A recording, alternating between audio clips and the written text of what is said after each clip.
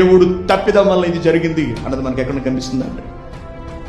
భూమి తిరగడంలో తేడా వచ్చింది, దేవుడే దీనికి కారణం. ఆకాశం స్థిరంగా ఉండడంలో తేడా వచ్చింది, దేవుడే దీనికి కారణం. ఆయనే దీనికి సమాధానం చెప్పాలి.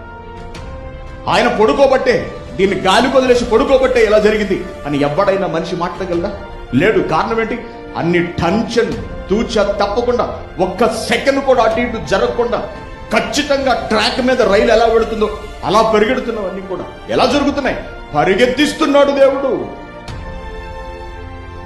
నడిపిస్తున్నాడు దేవుడు నిన్ను కాపాడడానికి. ఆయన కునుకగా నిద్రపోక కంటికి రెప్పలా చూసుకుంటూ ఉంటూ మనల్ని ప్రేమిస్తూ ఉంటే, మనకు దేవుడు మాటలు చెబుతూ ఉంటే కునుకుతూ నిద్రపోతూ, ఆయన కునుకక నిద్రపోక మనం కునుకుతూ నిద్రపోతూ, ఇంక మనకు దేవుడు పరలోకం ఏమిస్తాడు చెప్పండి?